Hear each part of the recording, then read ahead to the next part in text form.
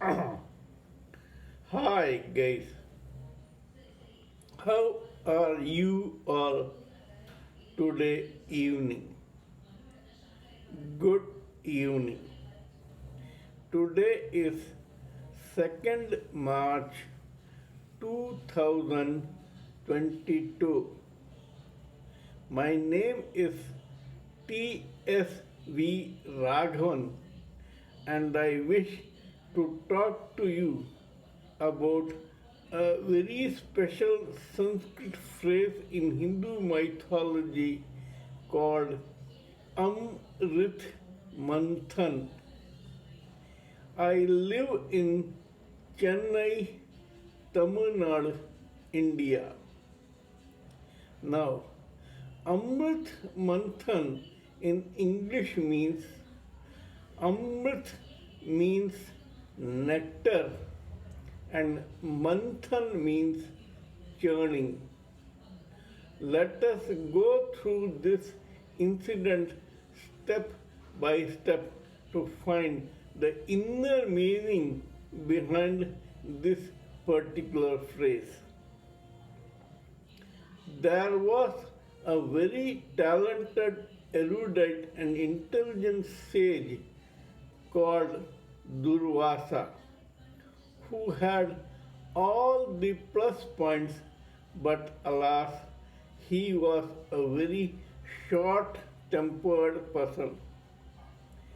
He got angry very easily.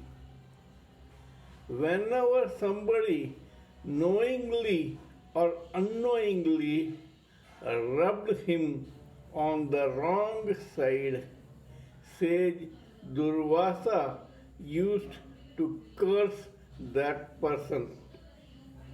One day, knowingly or unknowingly, Indra, the king of the demigods, rubbed sage Durvasa on the wrong side.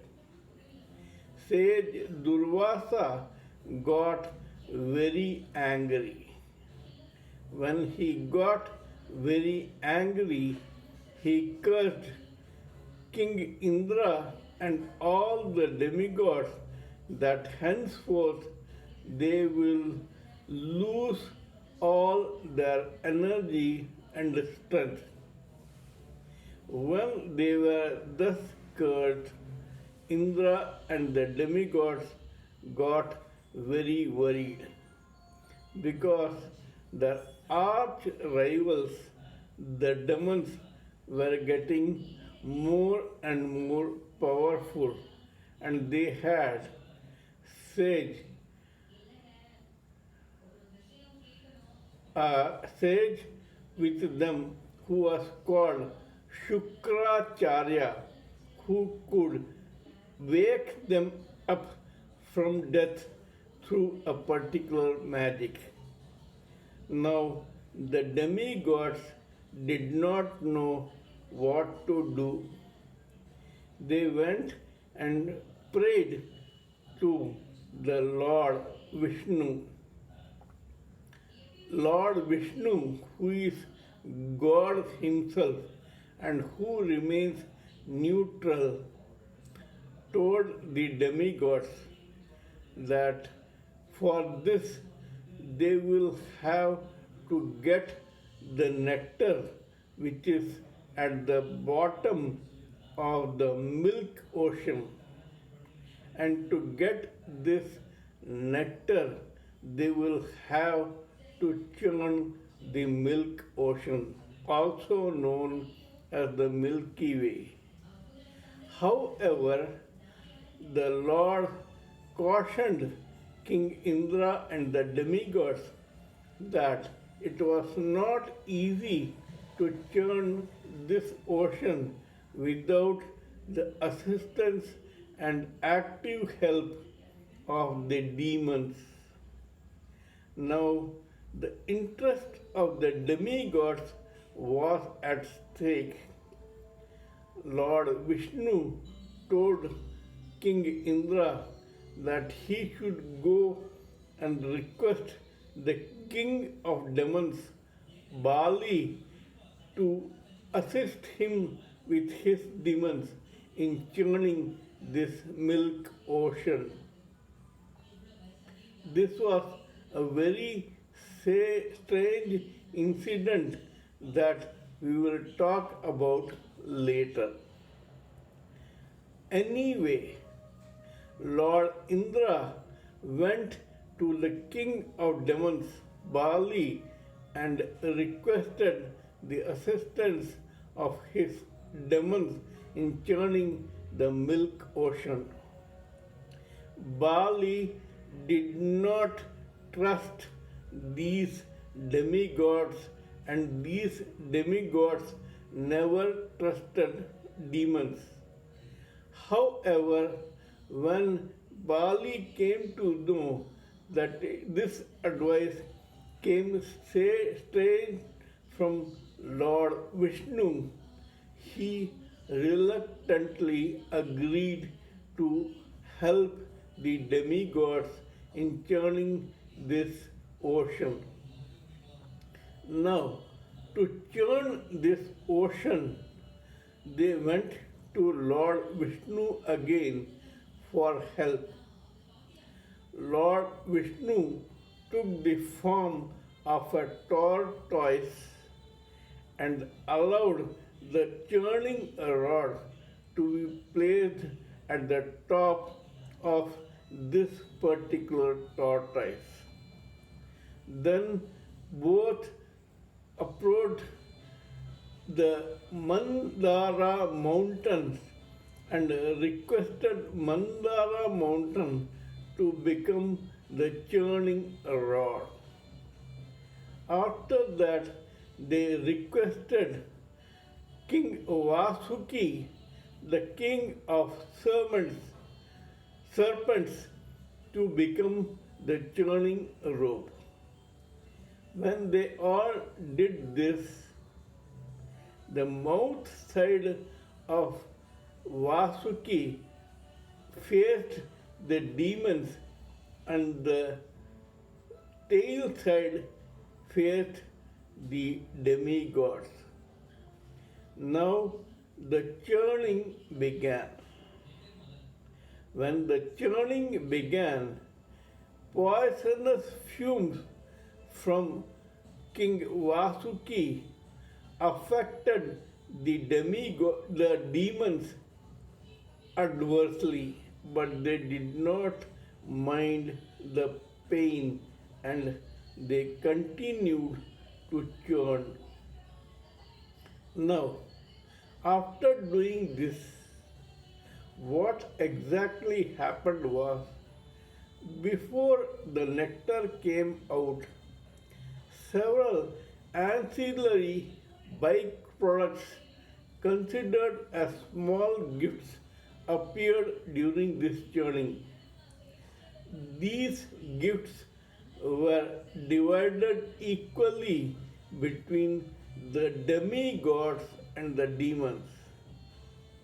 After that, an extremely venomous poison called hala hala appeared before the nectar came. This hala hala was dangerous to both the demigods and the demons.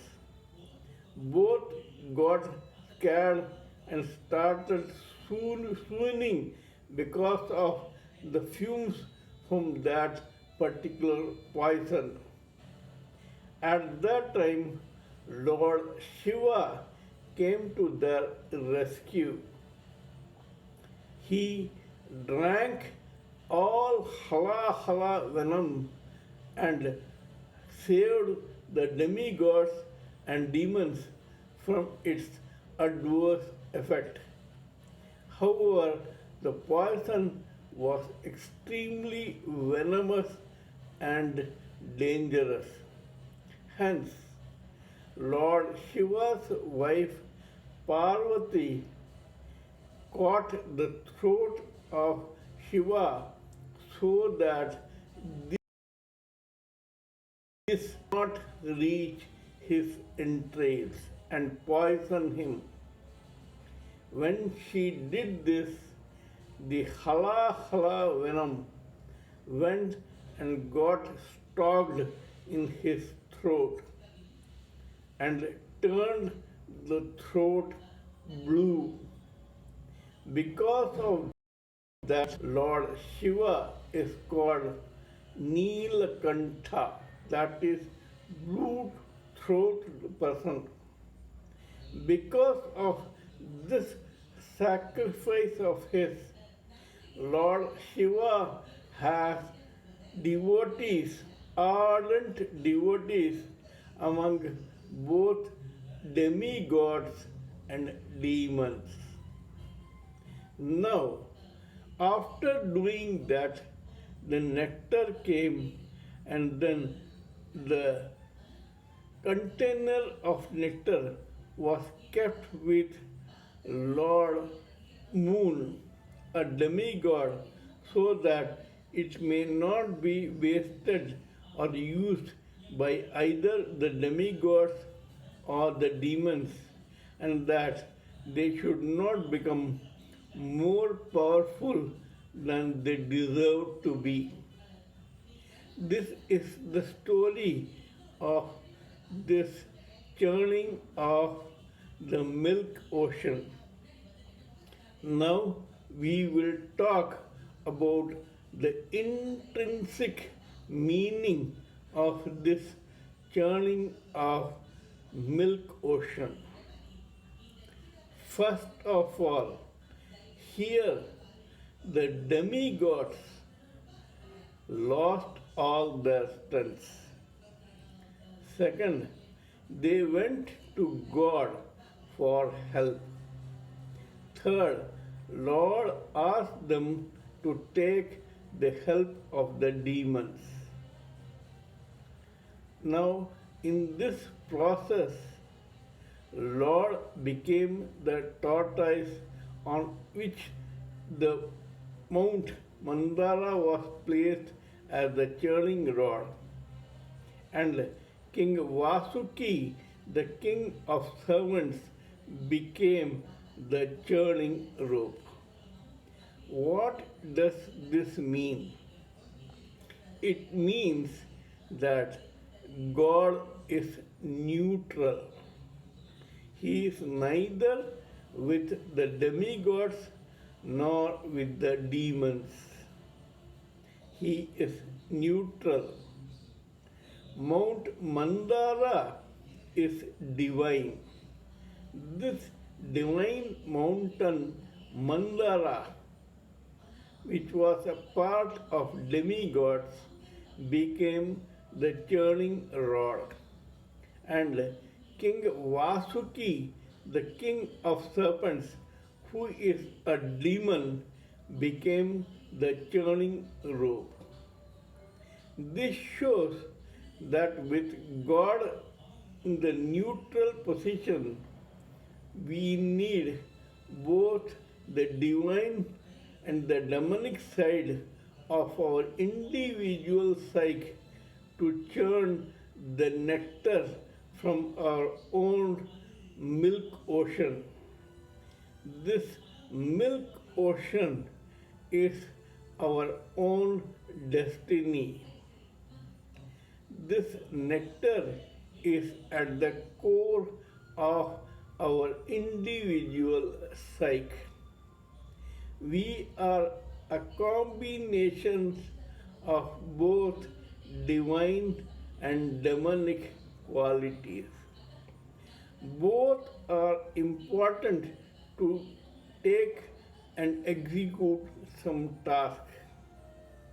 Whenever a task is executed in the initial stages, some gifts like intelligence, experience, sense of humor, and other such gifts appear in the beginning. These gifts are shared equally between the negative and the positive side of a living entity. The divine side gets half and the demonic side gets the other half. Because God is neutral, he becomes the churning rod.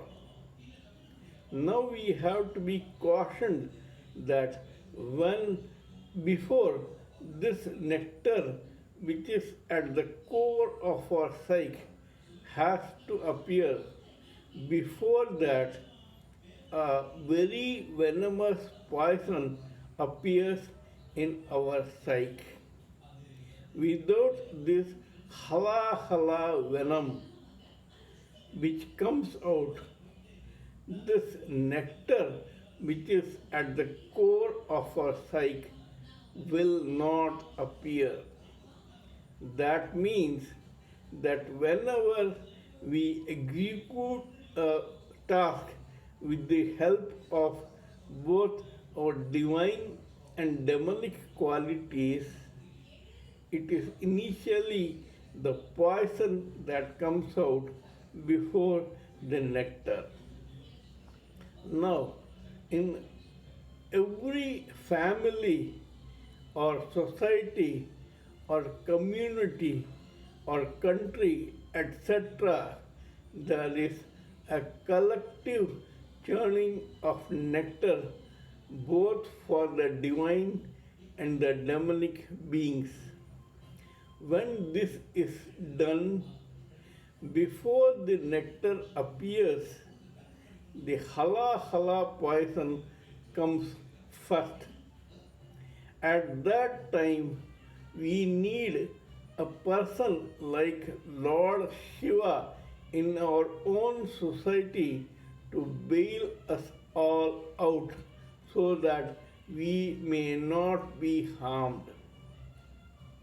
This person drinks all the poison so that we, the divine and the demonic, may share the nectar. This person is like Lord Shiva.